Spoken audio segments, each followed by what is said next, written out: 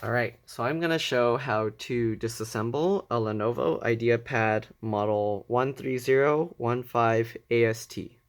Okay, so first what you want to do is remove all the screws from the bottom. So there's 1, 2, 3, 4, 5, 6, 7, 8, 9, 10, 11, 12, 13. Alright, once you remove all those screws, you can slide this CD drive out. Okay, these you can actually replace with hard drive adapters. So if you look for like a second hard drive optical drive adapter, you need to know what the height of this is. I believe this is 9.5 maybe millimeters, but they'll have like two different styles. I think a 12.5 millimeter or something like that as well, or 12.7, something like that. And you'd have to transfer this little bracket over. Then you can put a hard drive in place of the CD. Okay, so once you do that, just lift it up, get between the gaps with your fingernails or a pry tool, and you just pull like this. Okay, all right. I kind of had it a little bit unclipped already, so it's a little bit easier. But yeah, that's basically what you do. And then for the back, you're gonna have to use a pry tool. You'll have to get between the case and then the other part, and then you just pry it away you'll feel the hinges, it'll get stuck there, and you just pry it, okay? Just like that. If you don't have a thin enough pry tool or something to do this, because this part you need like something really thin like this, you can maybe use a butter knife. If not, the screws will hold it in. Just pull it up and you can pop the little clips. They might break, but it's okay, the screws will hold it in place. Okay, so there you go. That's what it looks like underneath. Alright, so and then the battery, it'll be held in with 3 screws. So there'll be 1 screw here, 1 screw here, and then 1 screw at the top. To disconnect it, there's the little black part that's sticking out of this connector. I just use my fingernails along the edges. I don't know if you can see it. Let's see here. Okay, so I just use my fingernails, or you can use a pry tool, and then you kind of just wiggle it just like this. Okay, just like that. Okay, if you can't do that with your fingernails or a pry tool, you can, if you're careful, you can pull on the wires and just kind of wiggle it, but be very careful because you can damage it easily. Okay, then what you gotta do, there's part of this that's underneath this cable. If you're careful, you can just pull it out, but to be safe, you can remove this cable. Just flip up the little tabs. Okay, and then take this out,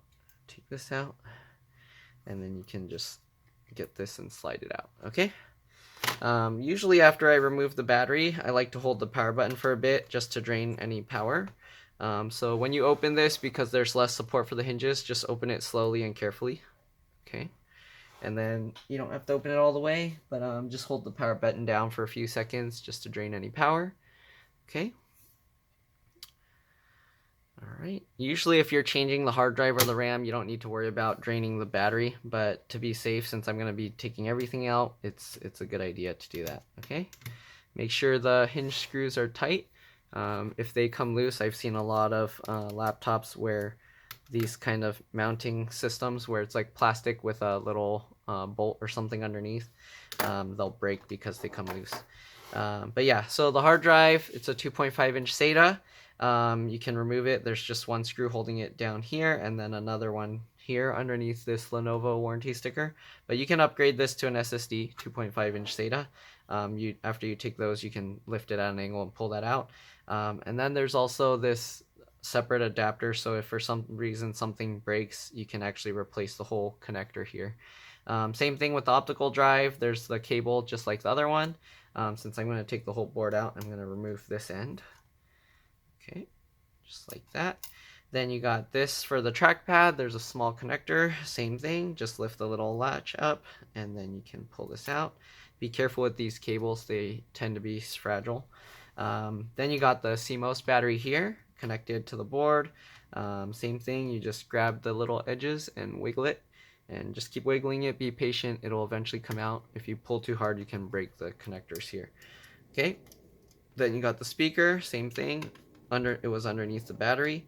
This one, the board is kind of in the way, so I'm most likely gonna have to pull on the cables. So again, try and get as close to it as you can, and then just wiggle it while you're pulling. very slightly, okay? Be patient and just keep wiggling and it'll come out easily, just like that, okay?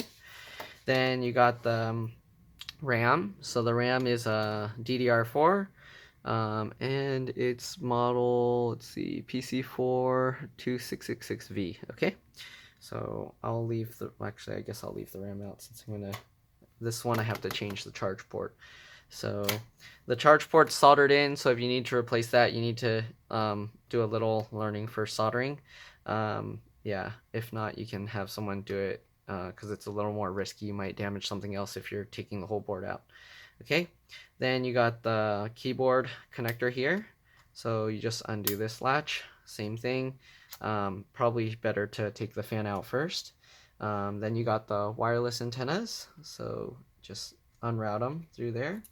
Okay, there's this little black foam that's kind of taped on top, so just set that aside, peel it off. All right, to remove the antennas, you just grab from the bottom, the back of the tail, and then you kind of just pull it up. Try and get as close as you can, and then just pull it up. Okay, just like that, and then like that. Don't try and pry from the front end of the connector because you can actually damage it. Okay. So now we're gonna take out the fan, assuming there's only the one screw left here. Okay, so we'll take out that one screw. Yep. All right.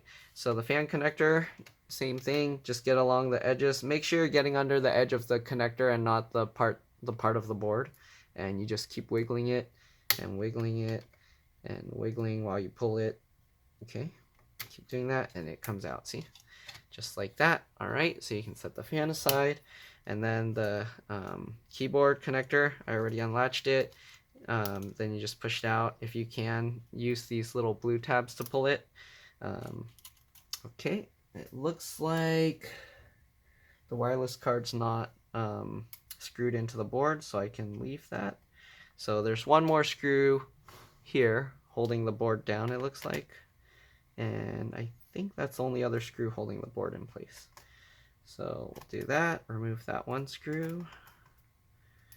Okay, and then remove the LCD connector. Make sure you drain the power if you're going to remove the LCD connector. So once you do that, same thing, just get the lip with your nails and kind of wiggle it. All right, just like that, and it pops out.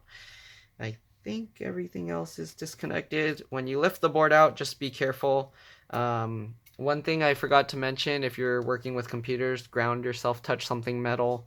Usually if you were to build up static and you touch something and it shocks you, that'll probably be a good grounding source for you. So once you do that, just lift it out. Make sure to be careful with all the connectors. And then just lift it at an angle like this. Okay. And then you can see underneath. So here you go. You can see the motherboard model number. And that's pretty much it. There's nothing on the bottom for you to do. So unless you're doing some kind of repair to the motherboard or you spill liquid on it or something and you need to check, make sure everything's dried and clean, you don't need to remove the motherboard, okay? Or if you want to get a replacement one. But that's pretty much it. So this, I'm going to have to remove the DC jack. So as you can see, there's 3 pins down here and then 2 towards the front, and it looks like the middle back one, like most models, is the positive or the middle pin. So yeah, so you basically have to heat this up and then just slowly pull this out and then put a new one in and then melt some new solder around the pins. So soldering is a whole other thing. If you want, there's lots of videos about how to solder. So if you're trying to replace something like that, then you can look that up.